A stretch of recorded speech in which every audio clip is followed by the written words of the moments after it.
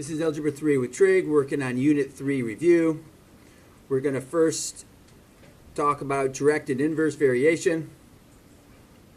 When we look at an equation, if it's written in the format of y equals mx plus b, that would be an example of neither. Inverse variation is going to look like the version of a over x, a constant number over x. Or in some cases, we could write it as x times y equals our constant value. That would be inverse variation.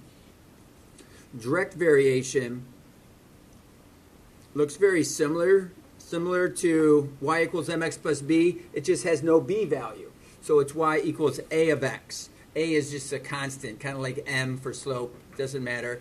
It's just direct variation. So we look at this, and it has that extra part to it. So this would be neither. Number 2 has your variable divided by y, or divided by 3.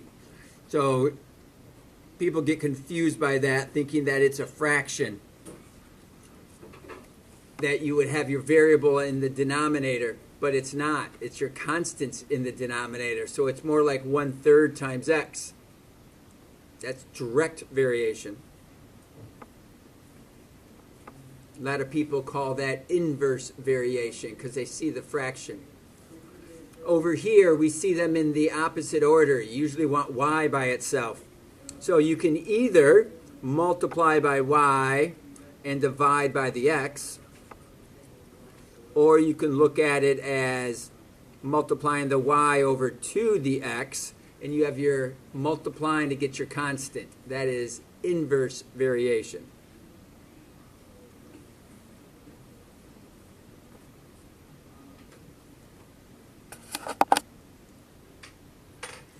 So here, we know that we're working with x and y, and they vary inversely. So what that means is we're going to be working with y equals a over x. That's inverse variation. They're telling us that x is going to be 4 and y is going to be 6.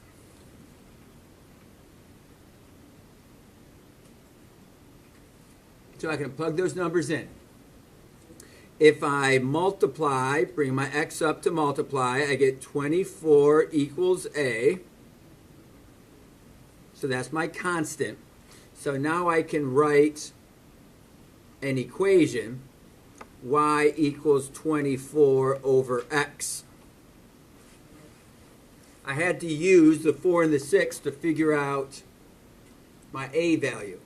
I've done that.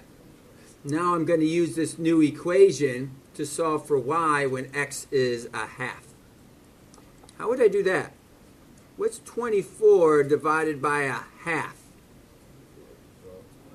It's definitely not 12.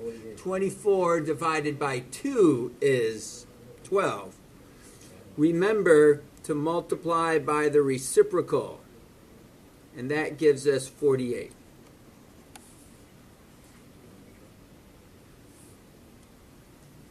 Over here, we're doing the same thing.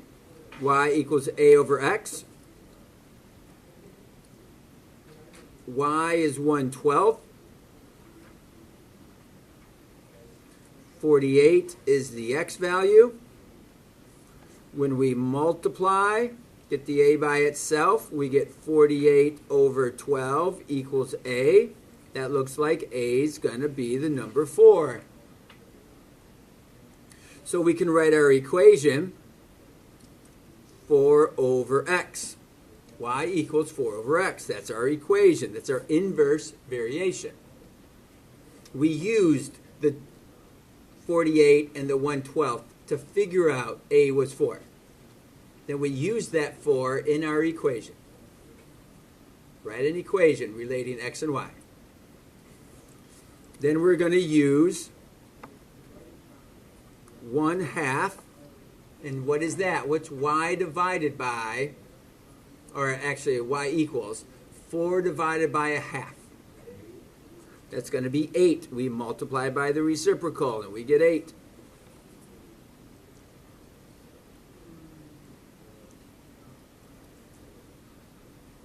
So we know we're working with y equals a over x. So we have 3 halves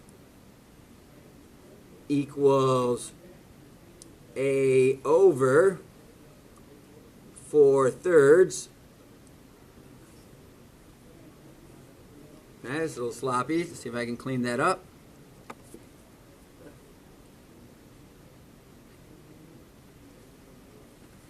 So you can do a couple different things. One thing you could do is just multiply those two. So we're going to have 3 times 4 thirds divided by 2 equals a. That's 12 divided by 3, or the 3's cross off. We get 4 over 2 equals a. So 2 is your a value.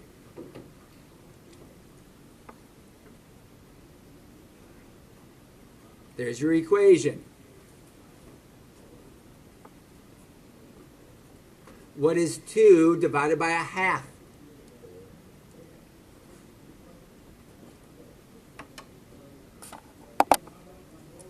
Next we come down to our tables. Maybe it'll help if I zoom in a little bit. We're going to determine if this table shows direct variation or inverse variation. Remember, direct variation is y equals a times x. So direct variation, if we isolate the constant, we're looking for a value of y divided by x that gives us a constant number. That would be direct variation. Inverse variation, remember, is y equals a divided by x. We talked about that earlier up here. Somewhere, there it is. And if you multiply by the x,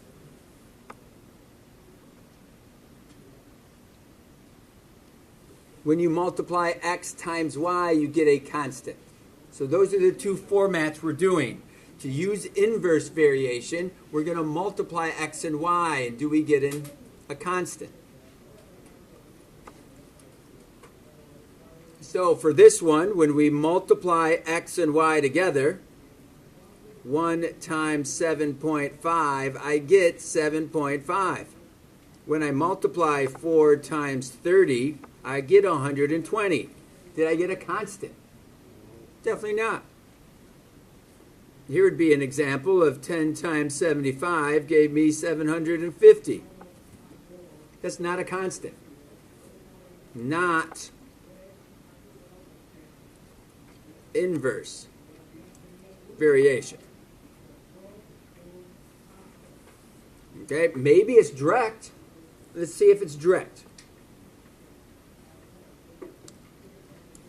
Direct would be using y divided by x. So y divided by x. 7.5 divided by 1. 30 divided by 4. How many times does 4 go into 30? 7.5. I'm not really sure about 52.5. That's a funny number. 52.5 divided by 7. That's 7.5. 75 divided by 10 is what? 7.5. Did I get a constant dividing them? Definitely. So this is inverse variation. This was not inverse variation. Well, I'm sorry, I guess I phrased that wrong. This is not direct variation, because we use the direct. Eek, I did it wrong again. This was not inverse. This was dividing. That was dividing. Sorry, that was direct. Can't be yes and no, right? Not for this, not for math. Okay, so let's come on over here and try it there. Let's test it to see if y times x equals a. 1 times 1, what does that give us? What about 2 times 4? Is that the same? No. So that is not inverse variation. So let's try y divided by x equals a constant. What's 1 divided by 1? What is 4 divided by 2? Did I get a constant? So this is neither. So maybe that was good that I did that one second. We tested it for multiplying to get a constant, did not work. We tested it for dividing to get a constant, did not work. So it's neither. On this side, we tested it for multiplying and did not get it. Tested it for division and we did get it. So it's direct.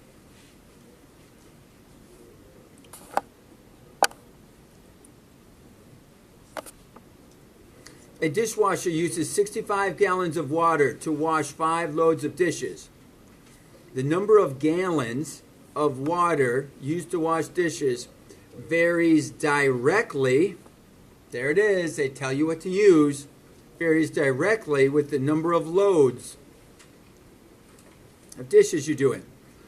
So we're going to be using y equals a times x, otherwise known as g equals a times L. Loads, gallons. Write an equation that represents the relationship between G and L. Well, I don't know what A is. I can't write an equation yet. So I'm going to have to use my 65 gallons and my 5 loads of laundry. Divide that out. And A is going to be 13. I get 13 loads of laundry in 65 gallons. So my equation is going to be G equals 13A. No, 13 L. 13 times your loads of laundry. How many gallons of water would 12 loads of dishes, or was it laundry? I'm sorry, I keep saying laundry. Maybe that's because it was L. Sorry, these are dishes. Doesn't matter. So we have how many gallons? 13 times 12. Well, I know that 12 times 12 is 144. So another 12 onto that. My 13th 12 is going to be 156.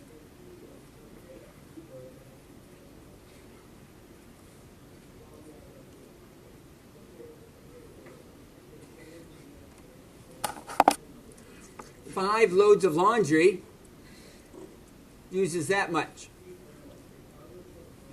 Double your 5 loads of laundry, and you're going to use more than double that much. So that's making sense that it was so big. Okay. Number 10. The time to complete a project varies inversely. There they are. They're telling us what to do. The time varies inversely with the number of people. There's your formula. T varies inversely. So write an equation using P and T. It takes 8 people to complete a project in 3 days. So time must be days. It doesn't say that it's hours. It doesn't say that's time, 3 days. So I guess we're going with days. So time equals A over 8, because it takes 8 people. So maybe they're painting a house or they're doing something that is taking 8 people 3 days to do the job. So A is 24. So your equation is 24 divided by P.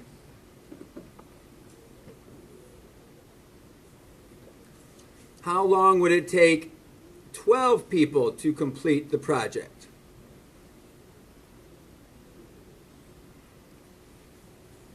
How long? So that's time. Our people. That's going to take 2 days.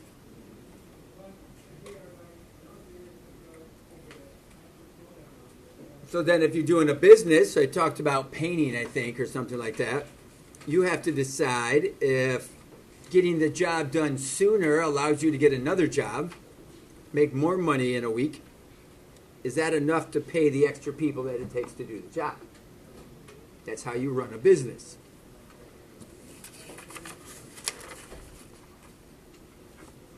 Okay, on page 2, we're talking about asymptotes. You have the vertical asymptote. Your vertical asymptote is where the denominator equals 0.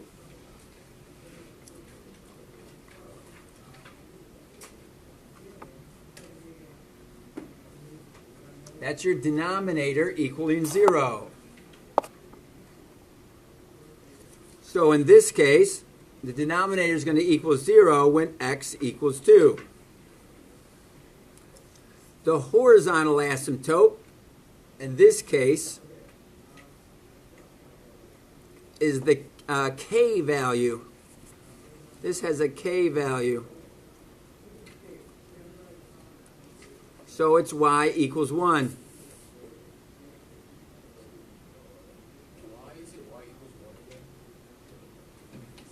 It's y equals 1. It's this value here, because if you look at when x gets bigger and bigger and bigger,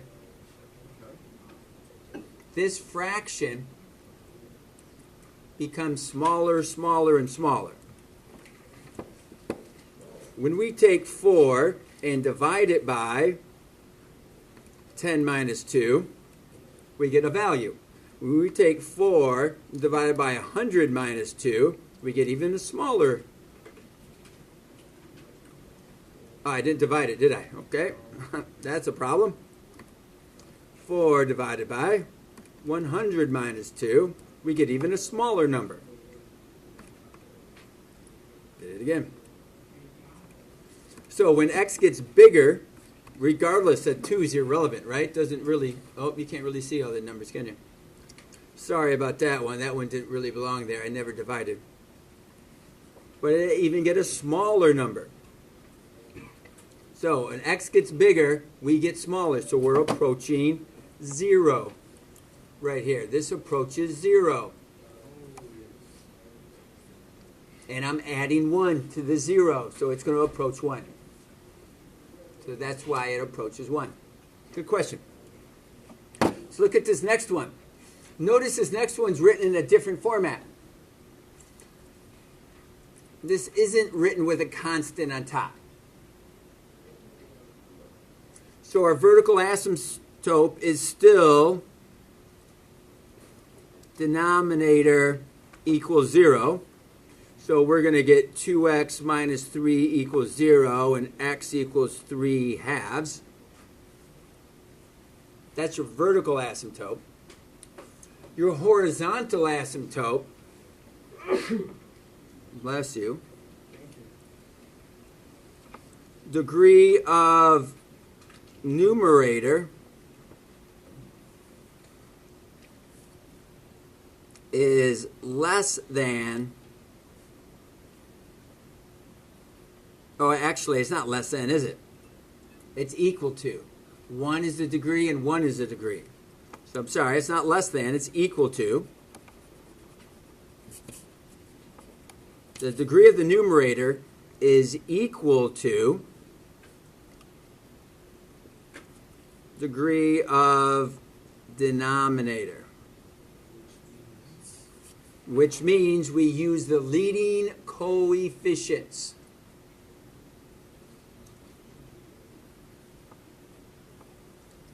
The degree is 1 because that's the exponent of the numerator. The degree is 1 because that's the exponent of the denominator. They are the same. So we use the leading coefficient.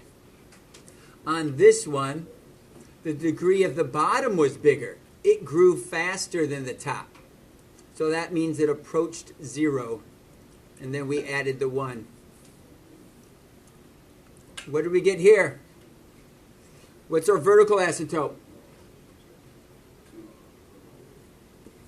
X equals 2, because that's what makes the denominator equal to 0.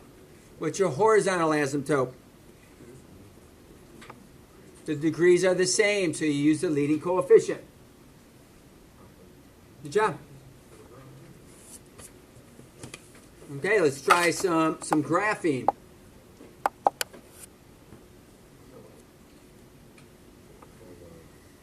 So remember, you have an H value, which is going to be -3, and a K value, which is -1.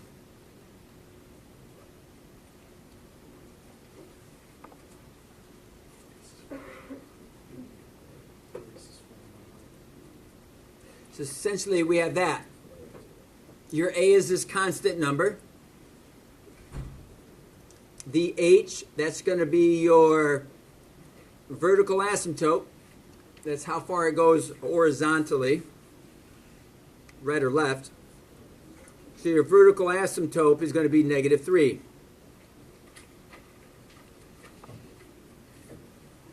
Your horizontal asymptote is going to be your K value. So we can come over here and we can graph those.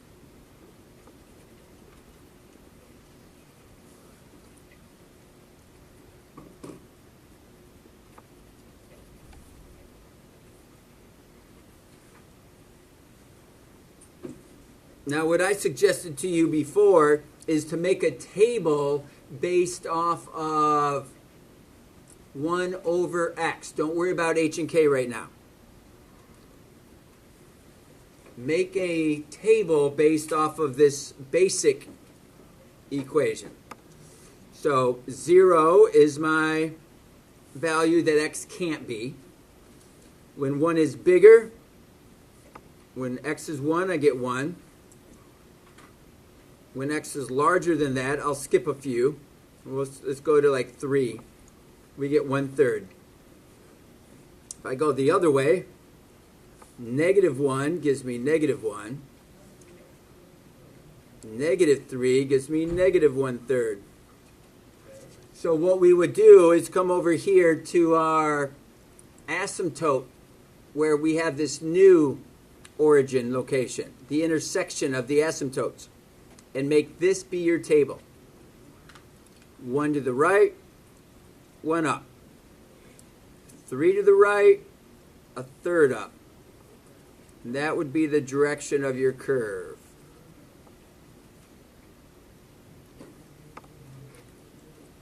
One to the left, 1 down.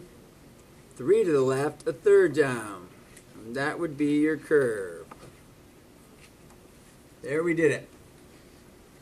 My domain is all real numbers except x equals -3. My range is all real numbers except the asymptote y equals -1.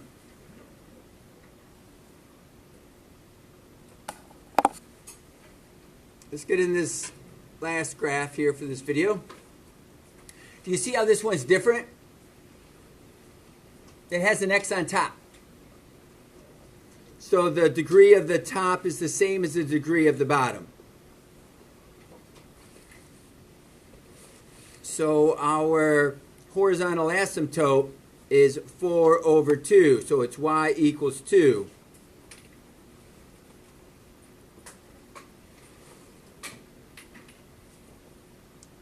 Our vertical asymptote is what makes the denominator equal to 0.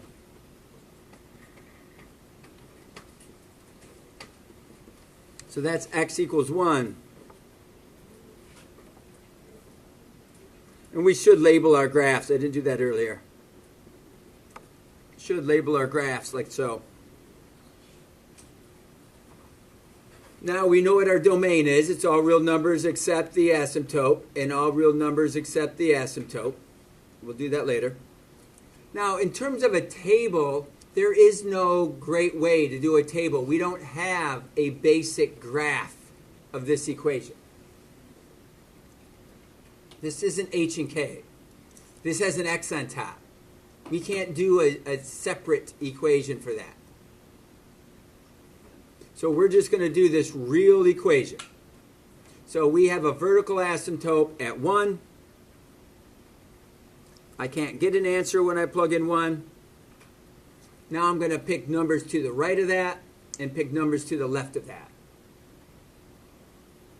Pick any numbers to the right. It doesn't matter. What I've shown you before is to space it out a little bit. So if that's 1, skip a number and go to 3, skip a number and go to 5. Let's see what we get. When I plug in a 3, I get 4 times 3 and 2 times 3 minus 2. I get 12 over 4, which is 3. That was nice.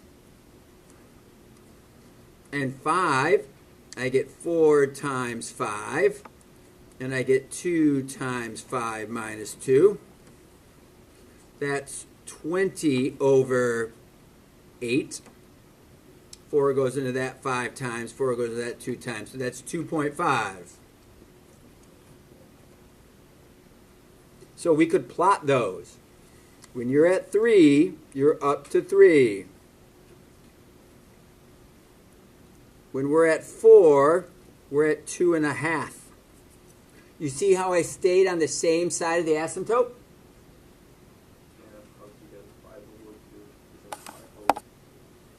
So this curves. It's on the same side of that asymptote. Now, one thing I did show you from before, we don't have to recalculate all those numbers unless you really like to. We can just count from this new origin. 2 to the right and 1 up is going to give us 2 to the left and 1 down. I can plot my point. 1, 2, 3, 4 to the right and a half up. I can go 1, 2, 3, 4 to the left and half down.